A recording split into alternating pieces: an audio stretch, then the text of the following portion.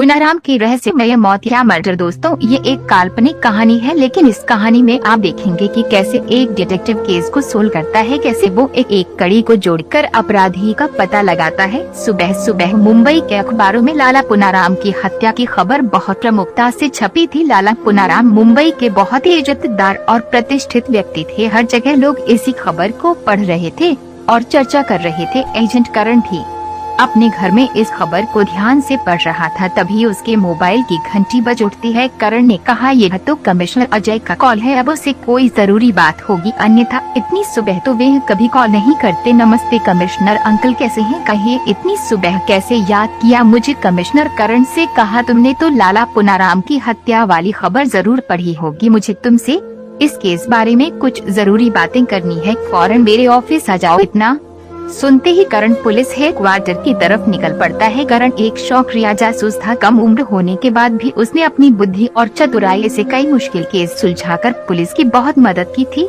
Commissioner Ajay उसके इस प्रतिभा से बहुत खुश रहते थे और अक्सर मुश्किल केस में उसकी मदद लेते रहते थे। थोड़ी ही देर में करण पुलिस हेडक्वार्टर में कमिश्नर अजय के सामने बैठा था। कमिश्नर ने करण से कहा कि कल रात को लाला पुनाराम का उनकी हवेली में रहस्यमय तरीके से खून हो गया। अभी तक खूनी पकड़ा नहीं गया है। हाई प्रोफाइल केस होने के कारण पुलिस पर खूनी को पकड़ने और केस सॉल्व करने का बहुत दबाव है। इंस्पेक्टर चुलबुल इस केस पर काम कर रहे हैं, लेकिन मैं चाहता हूं कि तुम भी पुलिस के साथ इस केस पर काम करो। करण बोला, जरूर अंकल, आप चिंता न करें, हम बहुत जल्दी खूनी को पकड़ लेंगे। इतना कहकर करण लाला पुनाराम की हवेली की तरफ निकल पड़ता है। पुनाराम की आलीशान हवेली पर पहुंचकर उसने देखा कि वहां लोगों की भीड़ जमा है। कुछ पुलिस वाले भी तहकीकात कर रहे थे। बिना समय गवाए करण सीधा इंस्पेक्टर चुलबुल से पास पहुंचा। इंस्पेक्टर चुलबुल एक किशन नाम के व्यक्ति से पूछताछ कर रहे थे। किशन ने कहा, माफ कीजिएगा साहब, मुझे इससे ज्यादा और कुछ नहीं पता। इंस्पेक्टर चुलबुल बोले, ठीक है, अभी तो तुम जाओ, ध्यान रहे कुछ भी छुपाने की कोशिश मत करना। इंस्पेक्टर चुलबुल ने कहा, अरे करण, तुम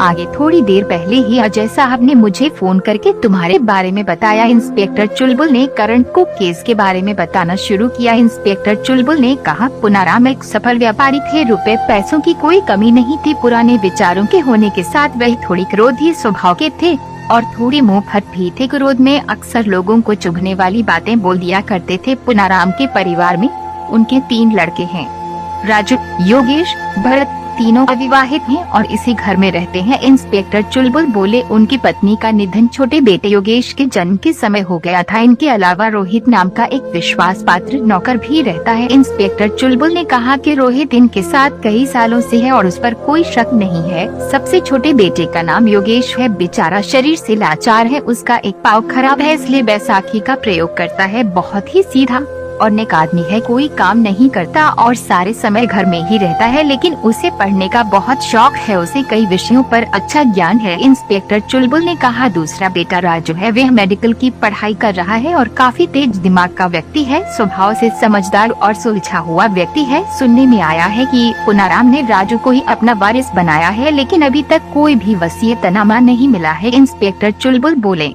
सबसे बड़ा बेटा भरत है। भरत एक नंबर का नालायक और आवारा व्यक्ति है। हर दिन पुनाराम से उसकी लड़ाई होती रहती थी। वे कपड़ों का व्यापारी है, उसे व्यापार में भारी घाटा हुआ है और उस पर काफी कर्ज भी है, इसलिए उसे पैसों की सख्त जरूरत है। उसे शराब पीने की बुरी आदत भी है, कल रात से ही बहुत गायब है। इंस्पेक्टर चुलबुल कहा, यह बहुत ही सीधा केस है। करण भरत ने ही हत्या की है और रात को हत्या करके फरार हो गया है। शायद पैसे न मिले और राजू को वारिस बनाए जाने से नाराज होकर उसने पुनाराम की हत्या कर दी है। हमने उसके नाम का वारंट निकलवा दिया है, बचकर कहाँ जाएगा। करण ने कहा, इंस्पेक्टर साहब, ये किस मुझे काफी हद तक समझ में आ चुका है, लेकिन मैं जांच शुरू करने से पहले एक बार पुनाराम की लाश को देखना चाहता हूँ। इतना सुनते ही इंस्पेक्टर चुलबुल उसे लेकर उस कमरे में गए जहाँ पुनाराम की हत्या हुई थी। करण ने कहा, इनकी हत्या कैसे हुई है और इनके गले पर निशान कैसे हैं? करण ने ये भी गौर किया कि लाश के नाक और आसपास की त्वचा के पास कुछ काले काले धब्बे जैसे दिख रहे थे। इंस्पेक्टर चुलबुल ने कहा, इनकी हत्या गले के पिछले हिस्से में एक खास नाजुक जगह पर 4 बार सुई चुभाकर की गई है। ये ऐसा नाजुक हिस्सा है जिस पर थोड़ी सी भी चोट लगे तो इंसान की जान भी जा सकती है। करण ने बोला, क्या इसका मतलब ये है कि जिस किसी व्यक्ति ने भी हत्या की है उसको इस नाजुक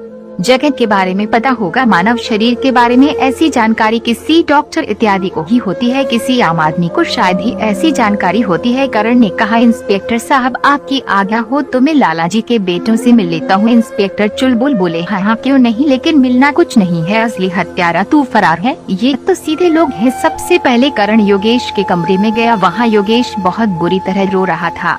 करण को देखते ही बोला, योगेश बोले, हाय मैं तो अनाथ हो गया, मेरा तो सब कुछ चला गया, अब मुझे लंगड़े को कौन सहारा देगा। करण बोला, आप प्लीज रोना बंद कीजिए, आपको किसी पर शक है क्या? आपको अपने पिता की किसी वसीयत के बारे में कोई जानकारी है? योगेश कहने लगा कि नहीं, मुझे किसी पर कोई शक नहीं है, न ही मुझे किसी वसीयत के बारे में कोई जानकारी है। मुझे नहीं लगता कि पिताजी ने कोई वसीयत बनाई थी, जो भी खूनी हो उसे कड़ी सजा मिलनी चाहिए। करण ने देखा कि योगेश के कमरे में बहुत सारी पुस्तकें रखी हुई थी, उसकी मेज पर भी कई सारे पेन रखे हुए थे। योगेश से मिलने के बाद करण राजू के कमरे में गया। राजू अपने कमरे में बहुत ही उदास बैठा था। करण को देखते ही वह बोला, राजू बोला, इंस्पेक्टर चुलबुल ने आपके बारे में बताया, मुझे पूरी उम्मीद है कि आप लोग जल्द ही खूनी को खोज लेंगे। करण बोला, जो भी हुआ उसके लिए मुझे बहुत दुख है, उम्मीद करता हूँ कि आप मेरे सवालों के जवाब सही सही देंगे। यह कहते हुए करण एक मोटी पुस्तक राजू की टेबल से उठाकर देखने लगा। अचानक उसकी नजर किताब के पन्नों पर कुछ अंडरलाइन किए हुए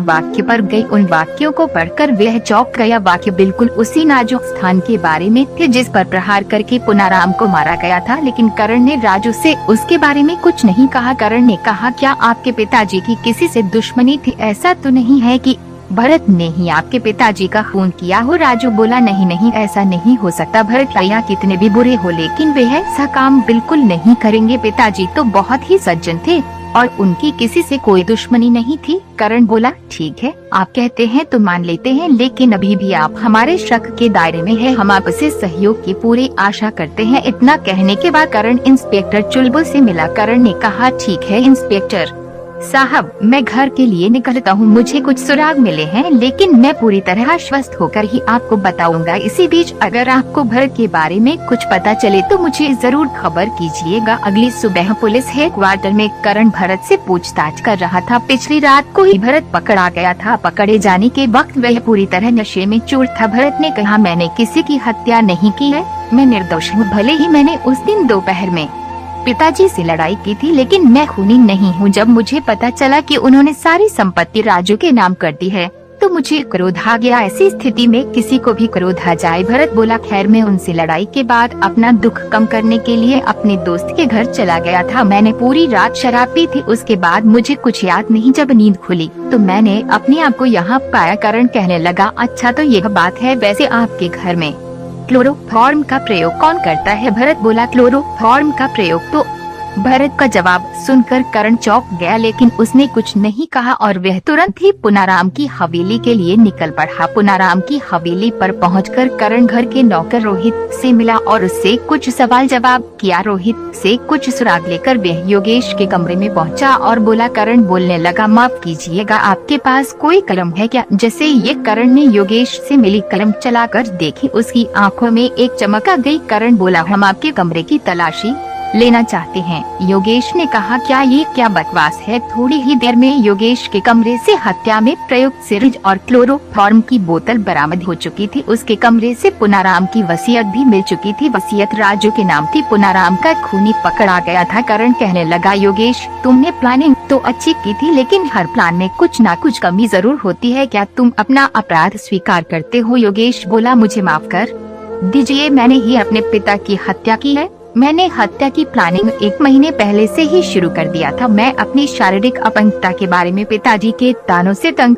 आ चुका था। पिताजी मुझे मनहूस कहते थे और मुझे ही मां की मौत का जिम्मेदार मानते थे। सुरेश ने कहा, उस दिन तो हद हो गई जब मुझे पता चला कि पिताजी ने सारी वसीयत राजू के नाम कर दी है। उस दिन ही मैंने ठान लिया था कि मुझे पिताजी को रास्ते से हटाना होगा और वसीयत भी नष्ट करनी होगी, वरना मुझे संपत्ति का एक ढेला भी नहीं मिलेगा और मैं गरीबी में ही मर जाऊंगा। योगेश बोला, इसलिए मैं उन्हें मारने की आसान विधि ढूंढने लगा जो मुझे राजू के डॉक्टरी की किताब में मिल गई। मुझ पर शक न हो इसलिए मैंने किताब के वो हिस्से में अंडरलाइन करके छोड़ दी ताकि शक राजू पर जाए। मैंने सिरिंज और क्लोरोफॉर्म का प्रयोग इसलिए किया ताकि पूरा शक राजू पर जाए। योगेश ने कहा, वैसे भी मैं हत्या कि कोई आसान तरकीब ढूंढ रहा था, इससे मेरी शारीरिक कमजोरी रुकावट न बने। जिस दिन भरत भैया ने पिताजी से लड़ाई की, उसी रात को मुझे सही मौका लगा ताकि लोग भरत भैया पर भी शक करें। योगेश बोला, उस रात को जब पिताजी सो रहे थे तब मैंने उन्हें क्लोरोफॉर्म सूंघा कर बेहोश कर दिया और उसके बाद उन्हें गर्दन के पीछे नाजुक जगह पर सुई चुभाकर मार डाला। मैं डॉक्टर तो था नहीं, इसलिए मुझे बार बार सुई चुभानी पड़ी। लेकिन आपको मुझ पर ही शक क्यों हुआ? करण बोला, जब मैंने पुनाराम के नाक पर काले धब्बे देखे तो मुझे कुछ असामान्य लगा। मैंने रात को इस पर पता किया तो मुझे पता चला कि ऐसा क्लोरोफॉर्म के कारण होता है। फिर मैंने राजू के कमरे में किताब पर अंडरलाइन की हुई लाइंस भी देखी। सारी शक की सुई राजू की तरफ जा रही थी। करण बोला, लेकिन जब भरत ने ये बताया कि तुम भी कभी कभी क्लोरोफॉर्म का प्रयोग करते हो जब तुम्हें नींद नहीं आती, तुम राजू की मेडिकल की किताबें भी बहुत शौक से पढ़ते हो, और फिर रोहित ने मुझे तुम्हारे लिए पुनाराम के ताने और व्यवहार के बारे में बताया। करण बोला, राजू अगर हत्या करता तो गले पर एक ही निशान होता क्योंकि वह डॉक्टर है। आखिर में मुझे लाल रंग की कलम तुम्हारे कमरे में मिली जो बिल्कुल उसी रंग से मिलती थी जिससे राजू की किताबों में अंडरलाइन की गई थी। राजू ऐसे सबूत कभी नहीं छोड़ता और रही सही कसर तुम्हारे कमरे में मिली वसीयत ने पूरा कर दिया। इस प्रकार करण ने अपनी बुद्धिमानी और सूझबूझ से एक और मुश्किल केस सुलझा दिया था। सब जगह करण की प्रशंसा हो रही थी। दोस्तों, ये कहानी सिर्फ एक मनोरंजन के लिए थी, इसका वास्तविकता से कोई संयोग नहीं है और क्राइम करना गलत बात है। किसी को क्राइम नहीं करना चाहिए क्योंकि कोई भी क्राइम करने वाला कानून से बच नहीं सकता। दोस्तों, हमारी कहानी पसंद आई होगी। अगर पसंद आई है तो वीडियो को लाइक कमेंट करें और चैनल को सब्सक्राइब करें। हम ऐसी वीडियो आपके लिए लाते रहें।